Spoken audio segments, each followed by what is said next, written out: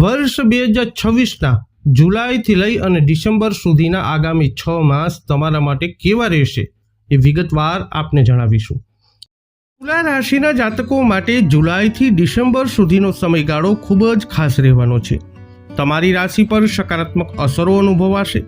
દેવતાઓના ગુરુ બૃહસ્પતિ તેની ઉચ્ચ રાશિમાં પ્રવેશ કરી ચૂક્યા છે અને તમારી ગોચર કુંડળીના 10મા ભાવમાં રહેશે.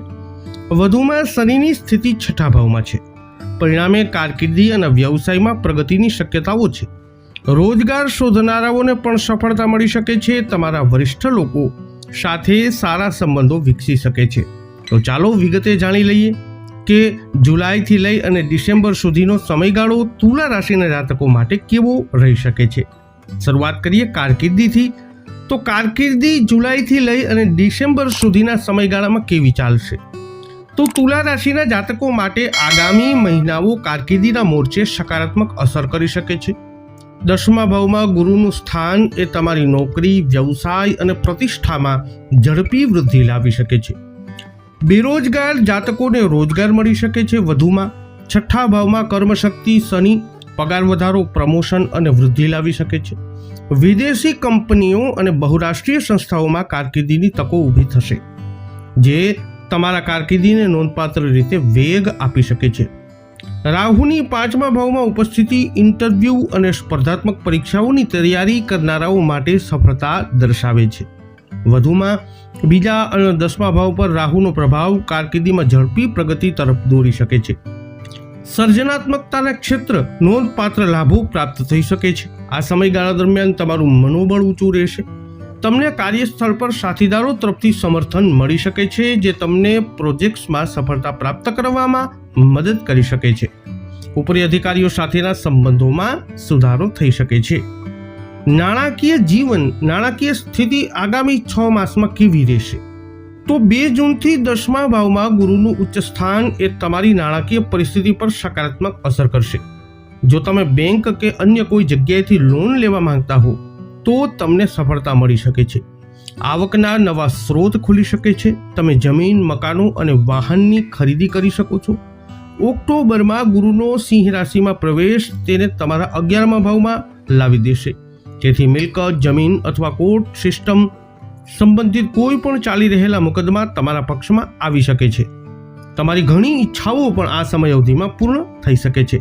હવે વાત કરીએ તુલા રાશિના જાતકોનું વ્યાપારિક રાશિફળ. વ્યાપારી જાતકો માટે આગામી 6 માસ કેવા રહેશે?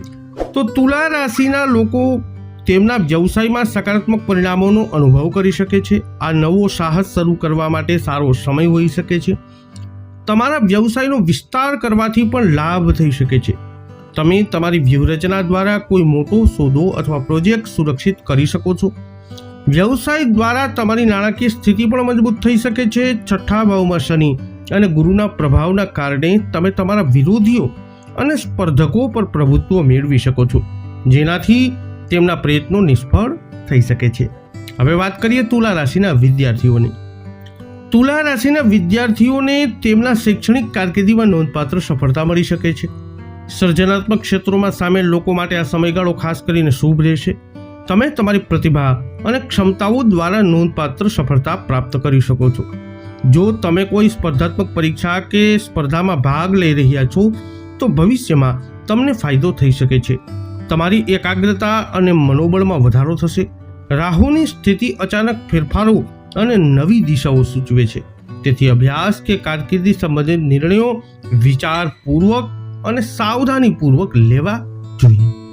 હવે વાત કરીએ લગ્ન અને સંબંધોનું રાશિફળ. તુલા રાશિના જાતકો માટે આ સમયગાળા દરમિયાન તેમના પરિવાર સાથે સારો સમય પસાર કરવાનો મોકો મળશે. તેમને મિત્રો અથવા ભાઈ બહેનો તરફથી લાભ થઈ શકે છે. પરિવારના સભ્યો વચ્ચેની કોઈ પણ અગાઉની કડવાશ અથવા ગેરસમજણ એ ધીમે ધીમે દૂર થઈ શકે છે. પારિવારિક જીવનમાં સુખ અને સુમેળમાં વધારો થશે. લગ્ન અથવા બાળકના જન્મ જેવા શુભ પ્રસંગોની શક્યતા આવી શકે છે. રાહુના 5મા ભાવમાં ગોચરને કારણે પ્રેમ સંબંધોમાં અચાનક પરિવર્તન આવી શકે છે. ક્યારેક નિકટતા વધી શકે છે, જ્યારે અન્ય સમયે અંતર પણ અનુભવાઈ શકે છે. મિત્રો, વૃશ્ચિક રાશિના જાતકો માટે આગામી 6 મહિના ખૂબ જ શુભ રહી શકે છે. વૈદિક જ્યોતિષ શાસ્ત્ર અનુસાર 2 જૂનથી ગુરુએ તેની ઉચ્ચ રાશિ કર્ક રાશિમાં પ્રવેશ કર્યો છે. ગુરુ આ રાશિના ગોચર કુંડળીના 9મા ભાવમાં રહેશે. શનિ 5મા ભાવમાં સ્થિત છે, જે ઘણા ક્ષેત્રોમાં લાભ લાવી શકે છે. 5મા ભાવમાં શનિ પર ગુરુની દ્રષ્ટિ શનિની નકારાત્મક અસરોને નોંધપાત્ર રીતે કાબૂમાં રાખશે. આ સમયગાળો ભાગ્ય તરફથી સંપૂર્ણ કૃપા દર્શાવે છે. તો ચાલો જાણીએ જુલાઈથી ડિસેમ્બર સુધીનો સમયગાળો વૃશ્ચિક રાશિના જાતકો માટે કેવો અને ખાસ રહી શકે છે. ગુરુ ગ્રહના ઉચ્ચ સ્થાનને કારણે વૃશ્ચિક રાશિના જન્મેલા જાતકોને દરેક ક્ષેત્રમાં નસીબનો સાથ મળી શકે છે. આનાથી કારકિર્દીમાં નોંધપાત્ર પ્રગતિ થઈ શકે છે. પ્રમોશન અને પગારમાં વધારો થવાની પણ તકો છે. તમારી મહેનત રંગ લાવી શકે છે. વધુમાં વધુ સારા પદ પર ટ્રાન્સફર પણ શક્ય છે, જે તમને સંતુષ્ટ કરી શકે છે. નોકરી શોધનારાઓને પણ સફળતા મળી શકે છે.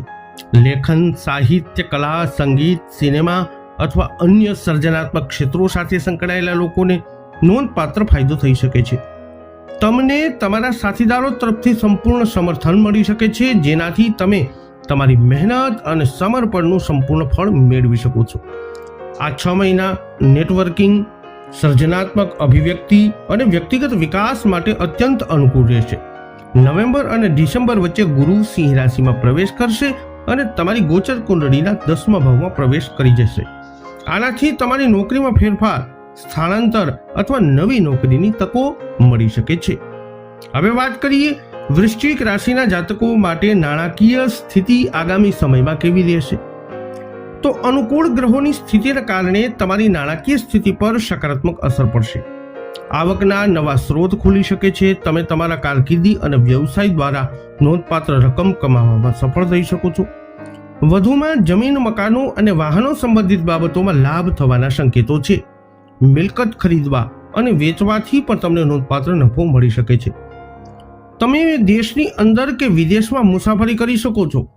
8મા ભાવ પર રાહુના પ્રભાવ તમને બાકી રહેલા ભંડોળને પાછું મેળવવામાં મદદ કરી શકે છે. 4થા અને 10મા ભાવમાં સૂર્ય અને રાહુનો પ્રભાવ મિલકત અને રોકાણ સંબંધિત બાબતોમાં લાભ લાવશે. હવે વાત કરીએ વૃશ્ચિક રાશિના વ્યાપારી જાતકો માટેની. તો વૃશ્ચિક રાશિના જાતકોને વ્યવસાયમાં પણ નોંધપાત્ર ફાયદો થઈ શકે છે. તમે તમારી વ્યૂહરચના અને બુદ્ધિ દ્વારા નોંધપાત્ર નફો કમાઈ શકો છો. નસીબ તમારા પક્ષમાં હોવાથી તમે કોઈ મોટો પ્રોજેક્ટ અથવા સોદો મેળવી શકો છો. તમને તમારી મહેનતનું ફળ મળી શકે છે. નસીબ સંપૂર્ણપણે તમારા પક્ષમાં રહેશે. આની મદદથી તમે સૌથી મુશ્કેલ સમસ્યાઓને પણ દૂર કરી શકો છો અથવા કોઈ પણ કામમાં સફળ થઈ શકો છો. ઉદ્યોગપતિઓને તેમના વ્યવસાયનો વિસ્તાર કરવામાં સફળતા મળી શકે છે. નવું સાહસ શરૂ કરવાથી પણ સફળતા મળી શકે છે. તમે કામ માટે ઘણી યાત્રાઓ કરી શકો છો. આનાથી તમારા વ્યવસાય માટે નવી તકો અને શક્યતાઓ ખુલી શકે છે. હવે વાત કરીએ વૃશ્ચિક રાશિના શિક્ષણની. તો વૃશ્ચિક રાશિના વિદ્યાર્થી જાતકોને તેમના શૈક્ષણિક કાર્યોથી ફાયદો થવાની સંભાવના છે. પરીક્ષાઓ અને સ્પર્ધાત્મક પરીક્ષાઓની તૈયારી કરતા વિદ્યાર્થીઓએ ફક્ત તેમના પ્રયત્નોને વધુ તીવ્ર એટલે કે વધારે મહેનત કરવાની જરૂર છે. તીવ્ર બનાવવાની જરૂર પડશે.